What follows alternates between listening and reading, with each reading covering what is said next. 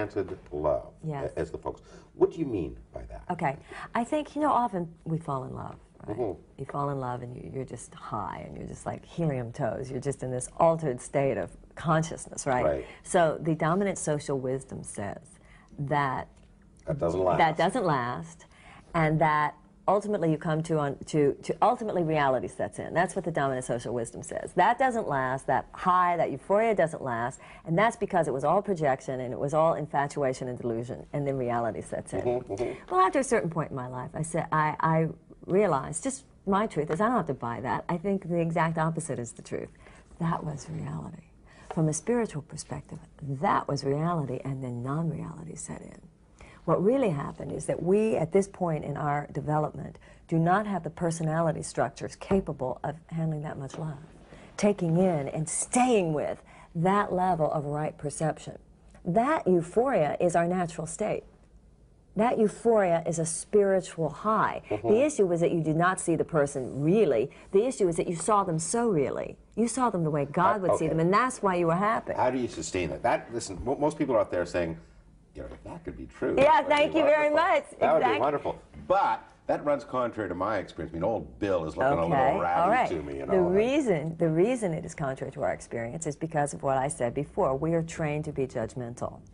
We are trained into the ways of the unforgiving mind. So it's like a steel trap. That door, we go back to our judgmentalness. We go back to our focus on personality rather than spirit. We go back to our focus on attachment to past and future rather than the present. We go back to our future to our focus on externals rather than internals.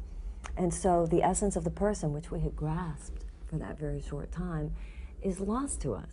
So that's why, and that's what I'm working with in this book, is what is the role of our spiritual journey in our romantic lives, and what's the role of our romantic journey in our spiritual lives, so that my suggestion here is that it is a spiritual practice, and only a spiritual practice, which can keep us open in mind and heart and eyes and ears to a place where we're capable of sustained. Is this what when you talk about the sacred dimension of romance? That's exactly what I'm talking about. The sacred dimension means listen, if I've lived with you for 10 or 20 years, I know what your weaknesses are. And there's part of my mind that wants to point them out to you as often as possible. They're irritating. Thank you, thank you.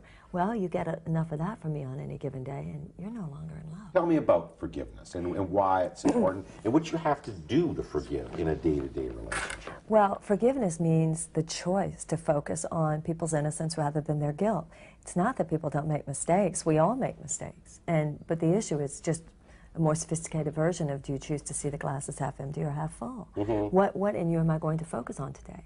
And so many times, people we love the most receive our greatest judgment. And so, you know, you're nagged enough, it's like, who wants it? Or if you nag someone else enough, if you're focusing on their faults enough, then your own mind has evidence for why they're not good enough.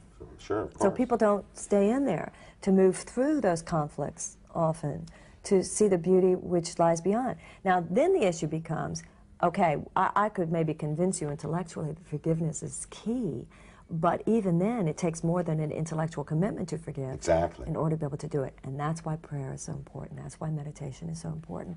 That's why serious spiritual practice, really building that into the dynamic of a relationship, is so important. Because if you keep it body-oriented, number one, body is where your mistakes, the body level is where we make our mistakes, our behavior, etc. Or